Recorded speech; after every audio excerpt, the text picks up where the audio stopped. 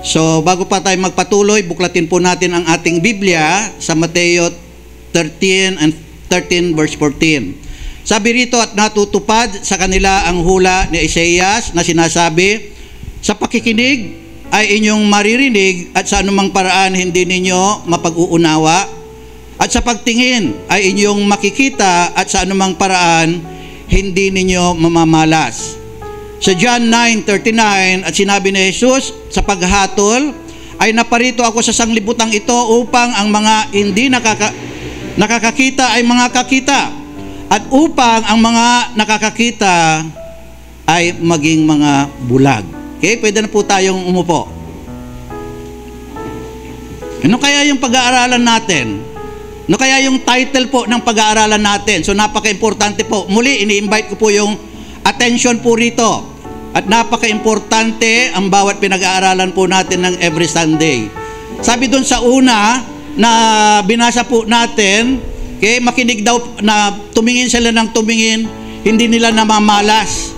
At makinig man sila ng makinig, hindi nila napag-uunawa. At sa John 9:39, sabi po rito, sinabi ni Jesus, sa paghatol ay naparito ako sa sanglibutang ito upang ang mga nakakakita ay mga kakita. Pero daw, yung mga nakakakita daw ay maging bulag. So ano kaya yung tinutukoy po rito? So ang title po ng pag-aaralan po natin, huwag maging tulad sa bulag, pipi at bingi. Okay? So may kanta po si Freddy Aguilar. Alam niya po ba yung kanta ni Freddy Aguilar? Sabi po doon, madilim ang iyong paligid, hating gabing walang hanggan, diba? Anyo at kulay ng mundo, sa'yo'y pinagkaitan, mataas. Huwag kang mabahala, kaibigan, isinilang ka mang ganyan, isang bulag sa kamunduhan, ligtas ka sa kasalanan. Yung bang bulag, pipi at bingi ay ligtas ba sa kasalanan? Ano sa palagay nyo?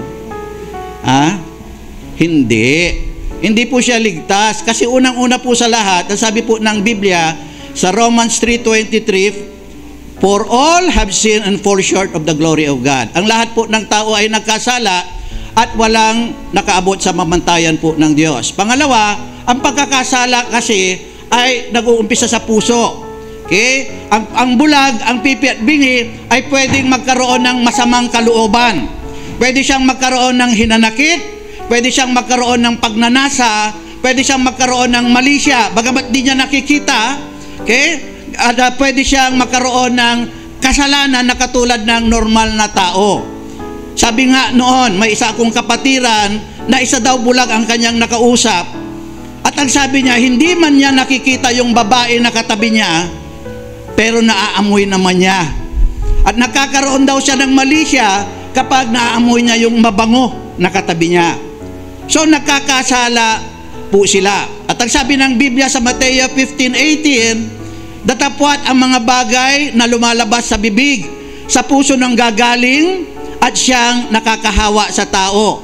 Sapagkat sa puso nang gagaling ang masasamang pag-iisip, ang mga pagpatay, ang pangangalunya, pakikiapid, mga pagnanakaw, mga pagsaksi, di katotohanan, mga pamumusong.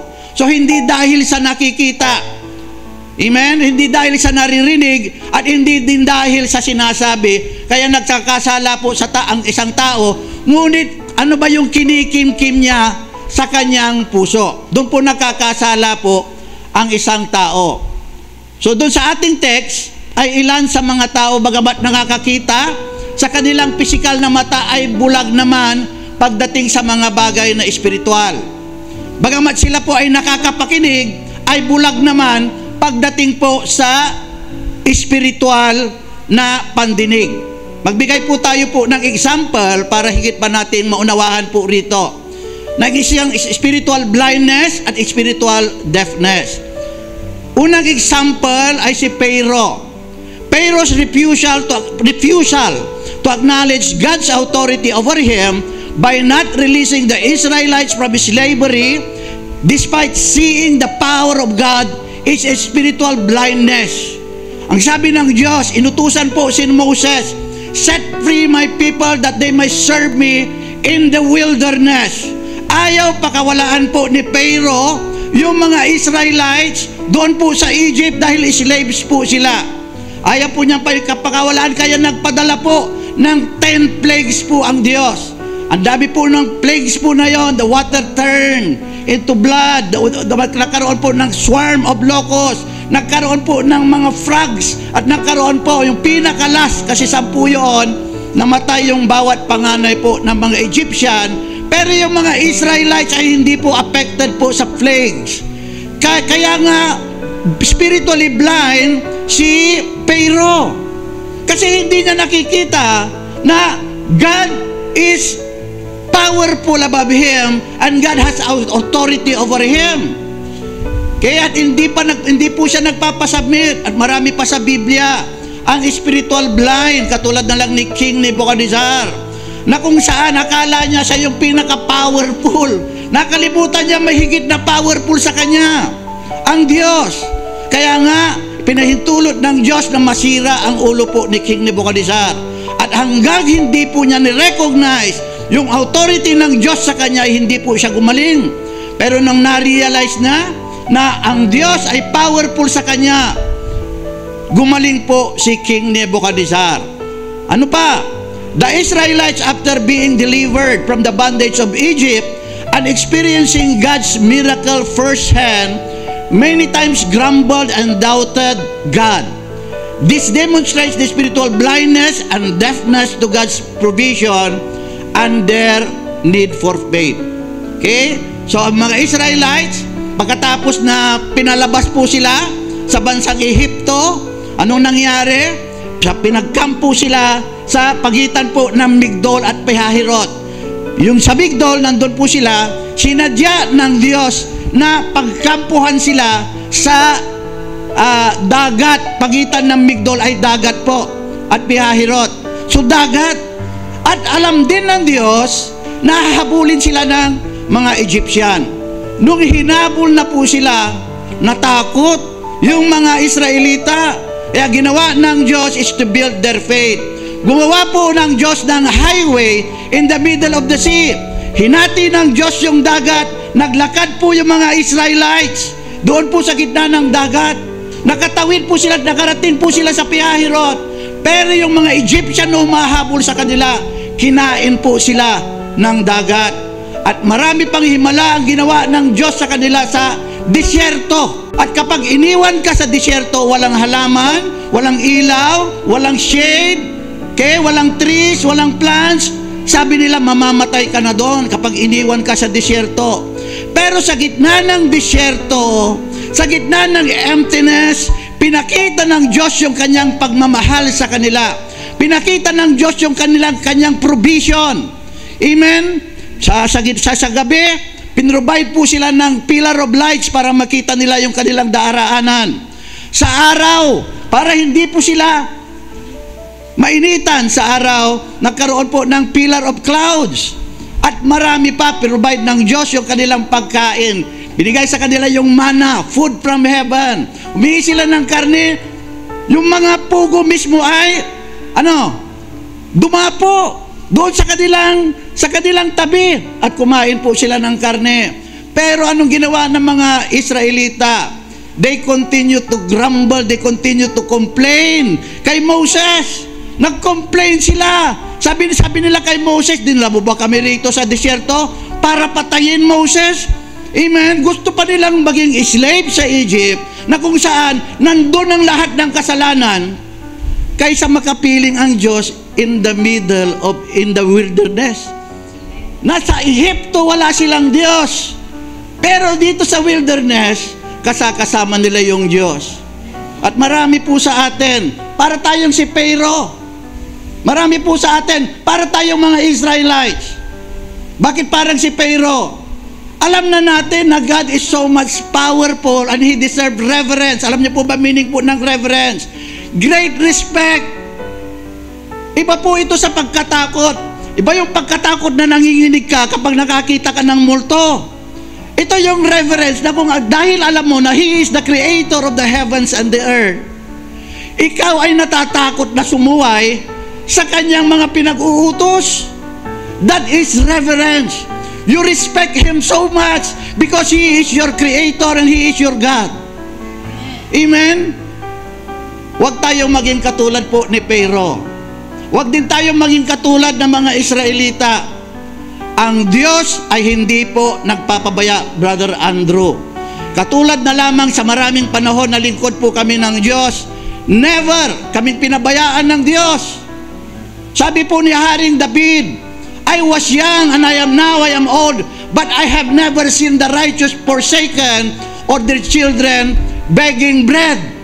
Hindi tayo pababayaan ng Diyos. Padadaanin tayo sa bagyo tulad ng napag-aralan po natin nung nakaraan. Pero yung bagyo is just a temporary thing. It's just a temporary, dumadaan lang po tayo. Pagkatapos noon, lalakas po tayo. So tignan natin, higit pa tayong maglingkod po sa Diyos kapag po tayo ay pinapadaan po sa bagyo. Higit po pa tayong kumapit po sa Diyos. Huwag po tayong mag-complain. Huwag po tayong maging katulad ng mga Israelita. Nakita na nga yung kapangyarihan ng Diyos. Yun na lamang maramdaman mo yung Holy Spirit, the Spirit of God. Amen? Woo! Ang laking bagay na po yun. So we do not ever doubt the power of God. Mas lalo na anak ka ng Diyos. Ang Diyos ay hindi po nagpapabaya. So spiritual blind po sila, mga Israelites, at spiritual deaf po sila. Katulad ni Pharaoh, spiritual deaf din eh. Kasi hindi siya nakikinig. Katulad ng mga Israelites, spiritual, by instruction ng Diyos, sabi ng Diyos sa kanila, stand still. Huwag kayong magulumihanan. Sabi po ni Pastor Rob G 365 times, sabi ko nga, hindi ko alam kung paano niya binilang, na huwag kayong magulumihanan. Do not worry. Okay, John 14, 1 and 2, do not worry. In my Father's house are many mansions. Hindi ko sasabihin po ito sa inyo kung hindi ito totoo. Sabi ni Jesus Christ, I am going there and prepare a place for you. Do not worry. Huwag kayong magulumihanan. Sino pa? Ang mga spiritual blind at spiritual deaf. Okay? Spiritual blind, hindi nakakakita spiritually, pero may mata, nakakakita sila. At spiritual deaf, nakakarinig sila physically, but spiritually, parang hindi nila maunawahan. Nakikita nila, hindi nila mamalas. Nakirinig nila, hindi nila maunawahan. In the New Testament, the Pharisees, expert in the law, mga religious people po yan, are frequently portrayed as spiritually blind. They focus on outward religious practices while missing the deeper spiritual meaning of God's Word and failed to recognize Jesus as their Christ. Kaya spiritually blind po sila kasi nakikita nila yung himala ng Panginoon. Ang lumpo ay nakalakad, ang pinanganak na bulag ay nakakita, yung patay na si Lazarus 4 days dead, binuhay ng Diyos, at marami pang himala. Anong ginawa kay Jesus Christ? Pinako nila sa krus. Bakit? They are too close to their teaching and tradition. They are unable to see their mistakes. Napaka-close po kasi sila. Paligid pa nilang pinangahawakan ang kanilang katuruan at tradisyon. Sinabi ni Jesus Christ yan, kaysa sa pagsunod sa kautusan ng Diyos. Mark 7, 6 hanggang 9. Sabi po rito, you hypocrites, sabi ng Panginoong Jesucristo sa mga Pariseo, you worship me with your words, but your heart is far away from me. For you obey the teachings of man more than you obey the teachings of God. You have a clever way of rejecting the teachings of God only to obey your traditions. So they're so close to their teachings and traditions, they are unable to see the instructions of God and unable to recognize Jesus as their Christ. Bibigay po ako ng illustration para higit po na maunawahan po natin. Bebetang ko si Pastora rito. Pastora, halika, yung asawa ko. Halika, huwag kang mahiya. Oo. Para mahigit na maunawahan. Dito ka. Okay. Dito tayo. Okay. Sabi po doon, they are so close that they are able to see their mistakes. Halimbawa, ito si Pastora. Pastora, harap ka sa akin. Ayan, I love you. Ayan, okay. Halimbawa, sasabihin ko kay Pastora, Pastora, tingnan mo nga kung may muta ako. Tingnan mo nga. Hindi ko makita. Hindi niya makita. Bakit? Very close. Too much close. How would you able to see? Paano mo makikita yung muta ko? Ako ay step backward. Magkakaroon po ng distance para makita niya yung aking muta. Amen? Kaya po yung mga Pharisees, hindi nila makita yung miracles na ginagawa ni Jesus Christ. At nang binsang magpagaling ang Panginoong Jesucristo, ipinanganak po ito ipinanganak na bulag. Anong nangyari? Okay? Pinanganak na bulag, pinagaling ng Panginoon, at hindi pa rin sila naniniwala. Kaya doon sa text natin sinabi ni Jesus Christ, at sinabi ni Jesus sa paghatol, ay naparito ako sa sanglibutan ko to upang ang hindi nakakakita ay makakita. So, pinanganak na bulag, binigyan niya ng paningin. At upang ang mga nakakikita ay maging mga bulag. Hindi nila makita. Ipinanganak nga na bulag, binigyan ng paningin ng Panginoong Jesucristo, sinabihan ng Panginoon na siya'y taong makasalanan, ipinapako pa sa krus. Kaya sabi ni Jesus Christ sa Mateo 15:14, leave them alone. Leave the Pharisees, leave the religious leaders alone. They are blind guides of the blind. If one blind person leads another blind, both fall into a ditch. Di ba? Kaya nga pala, may pelikula din na ginawa. Napanood niyo po ba yung pelikula? Maliban sa kanta ni Freddy Aguilar, ay may pelikula din na ginawa na bulag, pipi at bingi. Na ginampanan, sino? Sinong nakapanood po noon? Meron ba? Walang nakapanood? Mabuti naman. Si Kwan ata, di ko din naman napanood, pero nakita ko si Paras, Benji Paras, si Bandolf, at saka may isa pa. Kaya kapag naghahanap po tayo po ng katotohanan, dapat wise po tayo. Kapag nagtanong po tayo, kasi tinanong po yung bulag, yung pipi at bingi, naka-witness po sila ng krimen. Tinanong yung bulag. Sabi doon sa bulag, sabi ng pulis, nakita mo ba yung krimen? Sabi ng bulag, kasi narinig niya Di daw niya. Sabi gumanon. Kasi hindi niya makikita kasi bulag siya. Tinanong nga yung B, o ikaw, narinig mo ba yung kanyang sinabi? Sabi nung bingi, gumanon ulit. Di ba? O hindi niya maririnig. Tinanong ulit yung pipi. Ano naman masasabi mo? O gumanon din. Kasi wala siyang masabi. Bagamat nakita niya, dapat siya yung tinanong. Di ba? Kasi nakita niya. Hindi, dapat pala yung bingi. Amen? So yun po yun. Kailangan, kapag naghanap po tayo po ng katotohanan, pumunta po tayo doon sa hindi spiritually blind, spiritually deaf. Amen? At lalong-lalo na, hindi po spiritually mute. So, examples of deafness in the Bible. Mga example sa Biblia ng spiritual na pagkabingi. Okay? John 9:24. Ito yung sinasabi ko po kanina sa inyo.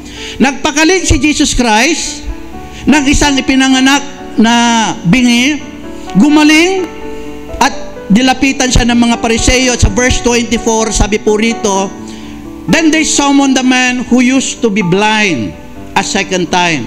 Ibig sabihin, my first time, tinawag na naman siya ulit. May testimony na siya nung nakaraan, gusto na naman nilang mapakinggan. Bakit? Hindi sila makapaniwala.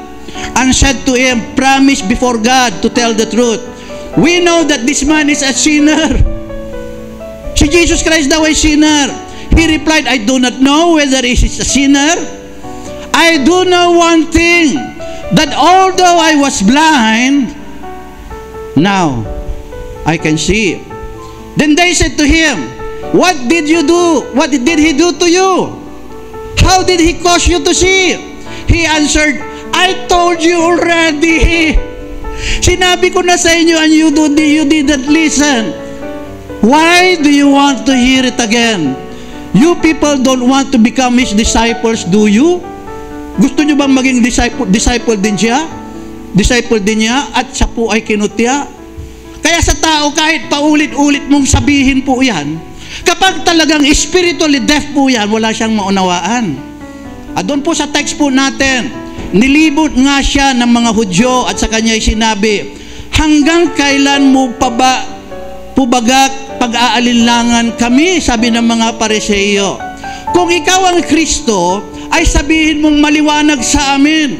Sinagot sila ni Jesus, sinabi ko na sa inyo.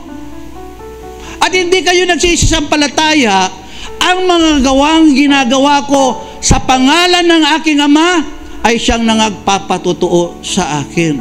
So paulit-ulit na niyang sinasabi. At hindi lang sinasabi, nakikita sa kanyang mga gawa. Ang gawa ng hindi ordinaryong tao. Amen? Yung napag-aralan natin nung nakaraan, inutusan niya yung bagyo. Na pumayapa at pumayapa yung bagyo. Tawag po doon is great storm. It's not just a storm. Great storm pumayapa. Sinong taong ito na maging ang kalikasan ay sumusunod sa kanya? Nakikita nila, pero hindi nila namamalas. Naririnig nila, pero hindi po nila nauunawa. At maging hanggang ngayon ay napakarami pa ring bulag at pipi sa otoridad ng Diyos, sa kanilang buhay, sa kabutihan ng Diyos sa kanila. I hope, hindi po tayo po isa sa napakarami. Kilalanin natin ang authority ng Diyos sa atin because He is God.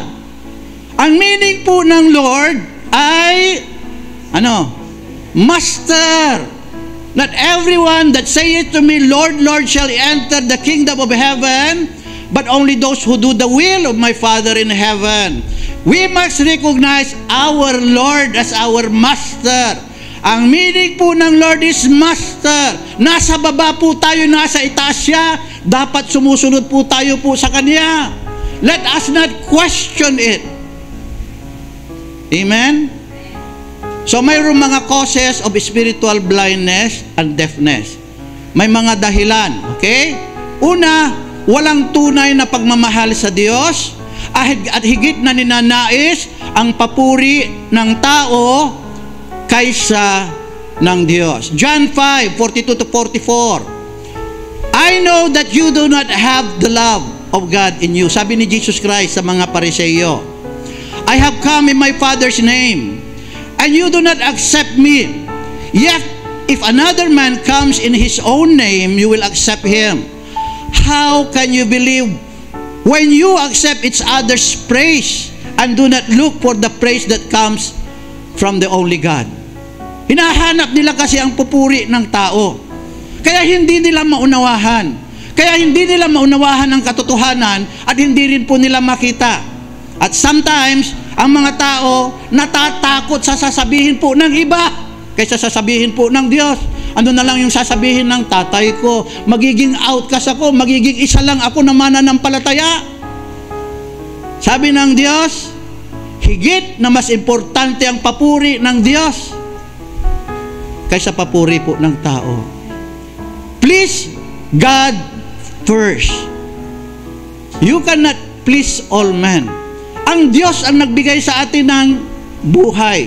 Ang Diyos ang nagbigay sa atin ng kalakasan para tayo'y makapagtrabaho. Sa Kanya natin ibigay yung ating service at hindi po sa tao. Nauunawahan po ba natin? Okay, ano pa? Ayaw magsisi sa kasalanang ginawa. Mga Pharisees po yung mga example ko po rito. Mateo 13:14 and 15, at natutupad sa kanila ang hula ni Isaiah na sinasabi sa pakinig ay iyong maririnig at sa anumang paraan hindi niyo mapag-unawa at pagtingin ay iyong makikita at anyong paraan hindi ninyo mamamalas. 15, sapagkat kumapal ang puso ng bayang ito at mahirap nang makarinig ang kanilang mga tainga at kanilang pinikit ang kanilang mga mata.